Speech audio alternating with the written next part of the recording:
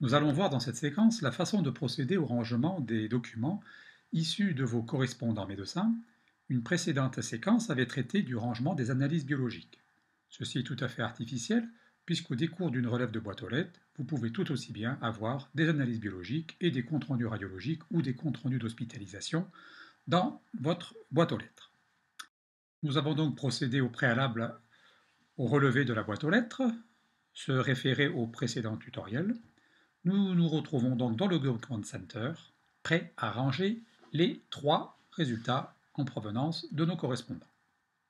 Cliquez sur le bouton Tout importer pour basculer dans le deuxième onglet Documents, onglet dans lequel va s'effectuer le rangement des documents au sein des différents dossiers.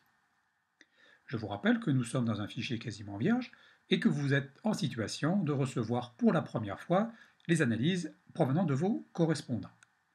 Comme le mentionne la fenêtre d'alerte immédiatement surgie lors de la bascule dans le dossier document, le correspondant Jacques Le Radio n'existe pas dans notre annuaire de correspondants. Il nous est proposé de le créer, chose que nous allons faire en cliquant sur le bouton Oui. Si le correspondant était un laboratoire, il nous a demandé si nous souhaitons utiliser les réglages d'un laboratoire existant.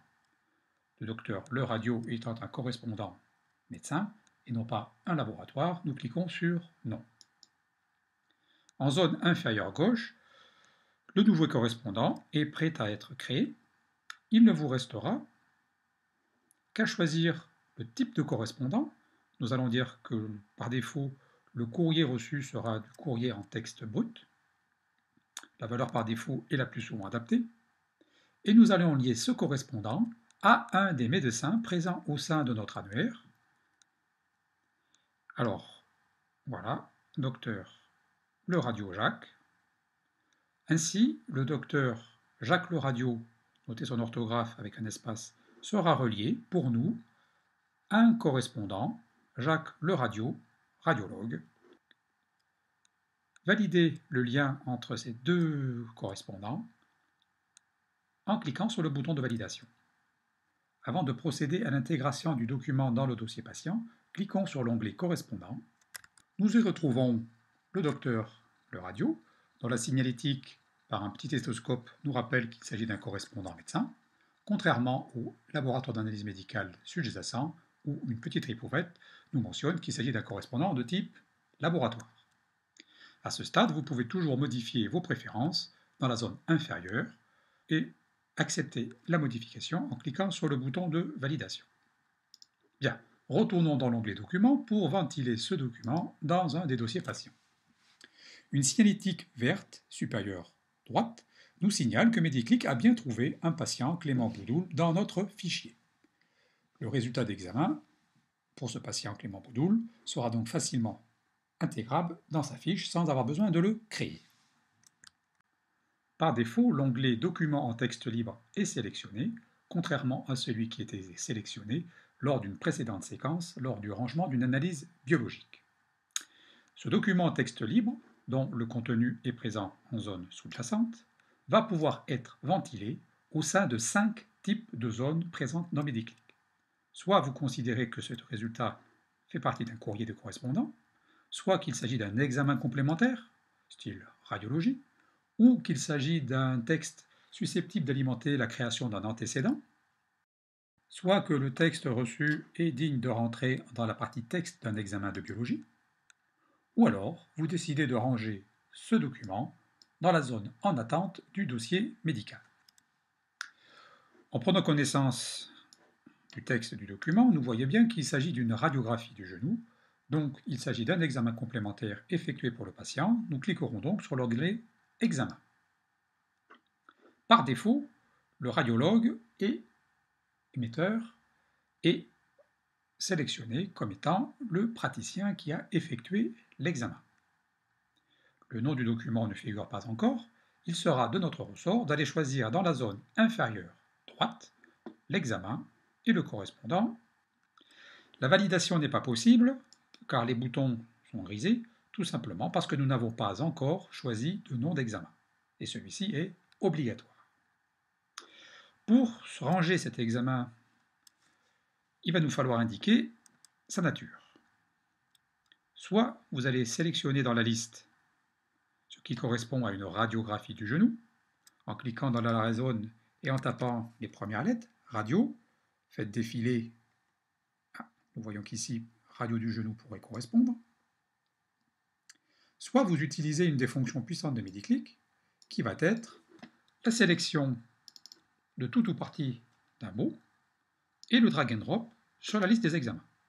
Seront retenus alors tous les examens dont le nom commence ou dont le nom contient l'élément ainsi déposé par drag and drop. Nous y retrouvons la radio du genou. En cliquant sur cette radio du genou, elle apparaît dans la zone supérieure. Le bouton non obligatoire a disparu et nous sommes prêts à enregistrer les résultats de ce patient dans un examen complémentaire. Si celui-ci est de caractère important, cliquez sur le bouton important. Il est assez intéressant de pouvoir mettre un résumé au sein de l'examen complémentaire en gardant le texte complet dans la zone inférieure, c'est vous qui choisissez.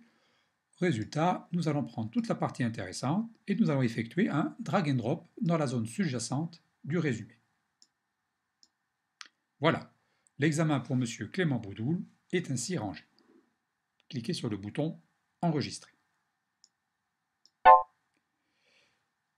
Comme en témoigne la liste de Docoche, la ligne correspondant au M. Boudoul a disparu. Elle a été ventilée dans son dossier. Apparaît maintenant la deuxième ligne surlignée et un nouveau correspondant semble inconnu. À nous de le créer, comme nous avons effectué précédemment la manœuvre. Cliquez alors sur le bouton Oui. Ce correspondant n'est pas un laboratoire, mais c'est un correspondant anatomopathologiste. Nous cliquons sur Non. Nous allons faire le lien entre ce correspondant et le nom d'un de nos correspondants au sein de notre propre glossaire des correspondants. Alors tapons Patho. Voilà, nous avons Patho Anatole qui existe. Nous laissons le courrier en texte brut et nous validons. Un petit tour dans l'aigle correspondant et vous fait voir qu'effectivement, Anatole Patho a bien été créé. Retournez dans l'onglet Document. Prenez connaissance du contenu de l'examen. Il s'agit en l'occurrence d'un frottis. Nous allons procéder de la même façon en cliquant sur le bouton Examen, sélectionner un bout du texte et le drag and dropper en bas. Un frottis cervical existe, parfait, il ne nous restera plus qu'à enregistrer dans le dossier patient.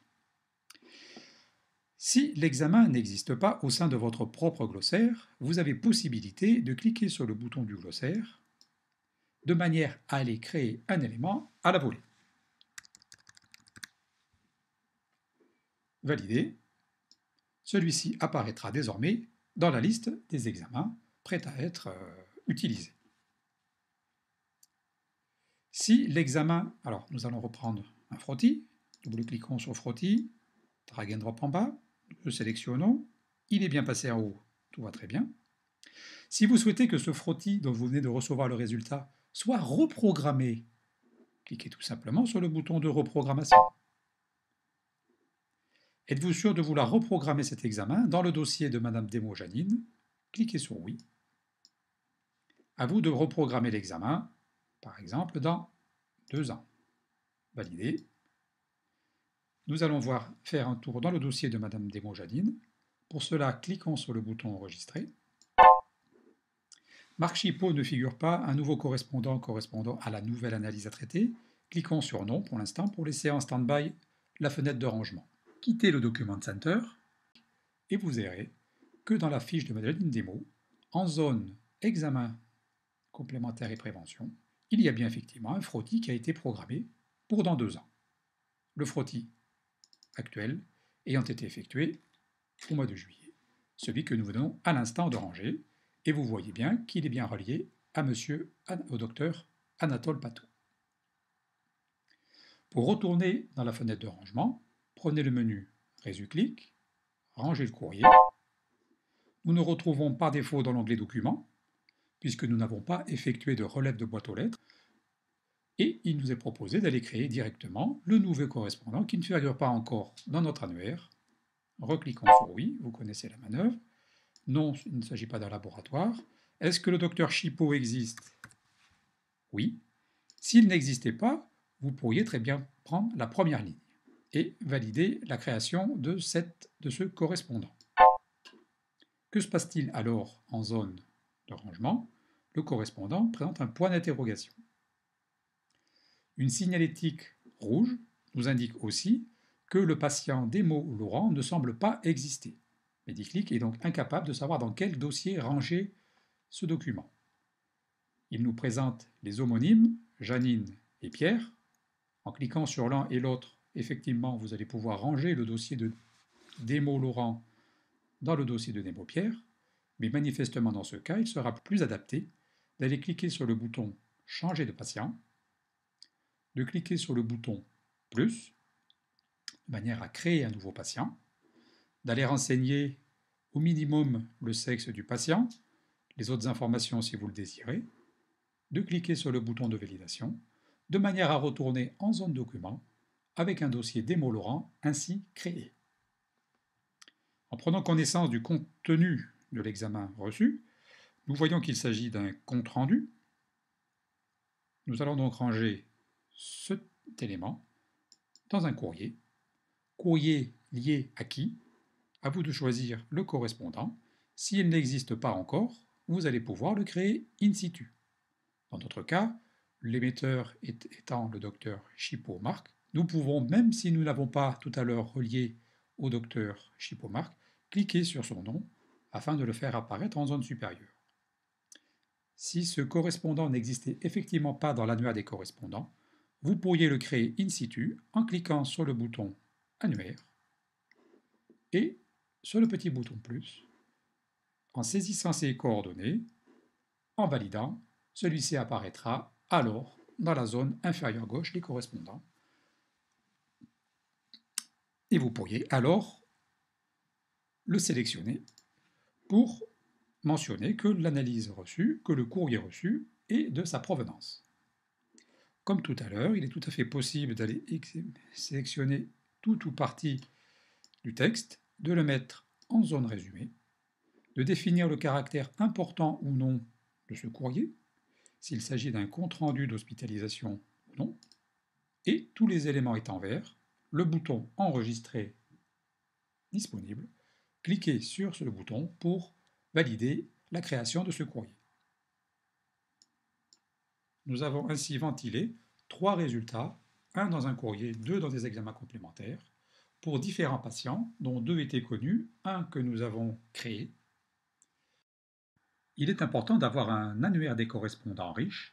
Prenez le temps de créer ainsi les correspondants avec lesquels vous serez amené à travailler, de manière à ce que, si ceux-ci vous envoient des résultats par voie électronique, vous puissiez, dans la partie inférieure gauche, cliquer sur leur nom pour affecter telle ou telle réception à leur propriétaire.